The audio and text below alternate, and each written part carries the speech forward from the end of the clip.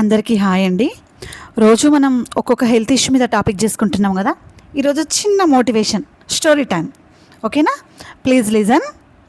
నా పేరు రమ్య నూకల. ఒక మనిషి ఎప్పుడైనా చనిపోవాల్సిందే. అది చిన్న ఏజ్ కావచ్చు, వృద్ధాప్యంలో కావచ్చు, మిడిల్ ఏజ్ కావచ్చు. చనిపోవడం అయితే తప్పదు, ఎప్పటికైనా ఫైనల్ స్టేజ్ ఇదే. నాకు తెలిసిన ఒక అన్న ఒక మాట చెప్పిండు. ఏం చెప్పిండంటే, ఏమున్నోడు ఏం లేనోడు ఇద్దరు చచ్చిపోతారు. ఏమంటే ఇంగ్లీష్లో ఏఐఎం, ఎయిమ్, ఒక లక్ష్యం ఉన్నవాడైనా, తెలుగులో ఏం అంటే ఏం లేడైనా సరే, ఏం ఉన్నవాడైనా ఏం లేనోడైనా ఇద్దరూ చనిపోక తప్పదు. ఏం లేకపోయినా జరిగేదేదీ లేదు, ఏమున్నా మనతో వచ్చేదేదీ లేదు. కాకపోతే మనం ఉన్నన్ని రోజులు ఎంత హ్యాపీగా ఉన్నామో, ఎంత హెల్తీగా ఉన్నామో, ఎంతమందికి సహాయం చేశామో, ఎంతమందితో మంచి వాళ్ళు అనిపించుకున్నాము, ఇది మాత్రమే ఒకరికి కావాల్సింది. ఉన్నన్ని రోజులు మన ఫ్యామిలీతో హ్యాపీగా, జాలీగా, ఎంజాయ్గా ఉండాలి. ఎలాంటి హెల్త్ ఇష్యూస్ లేకుండా, ఎట్లాంటి సర్జరీలు వీలైనంత వరకు చేయించుకోకుండా, కొన్ని హెల్త్ ఇష్యూస్కు లైఫ్ లాంగ్ మందులు మింగుతుంటాం.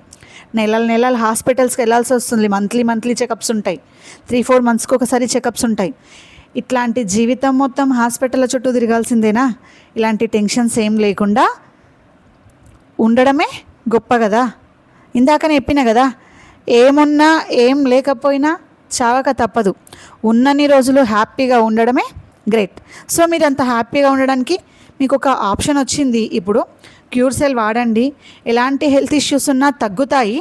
అయితే బాగా పబ్లిష్ ఏమవుతుందంటే, మీకు ఏదైనా హెల్త్ ఇష్యూ ఉందా, మీకు ఏదైనా హెల్త్ ఇష్యూ ఉంటే క్యూర్ సెల్ వాడండి అంటున్నారు. అది మాత్రమే కాదబ్బా, మనకు తెలియని ప్రాబ్లమ్స్ మన లోపల చాలా ఉంటాయి.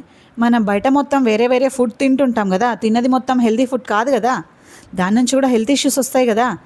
మనకు రాబోయే హెల్త్ ఇష్యూస్ని కూడా రాకుండా చేసుకోవడానికి క్యూర్ సెల్ యూజ్ అవుతుంది.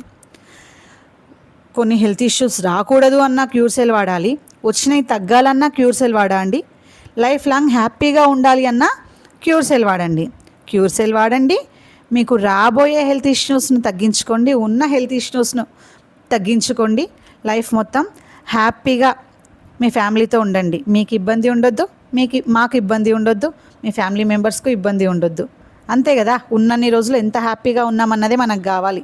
Thanks for watching.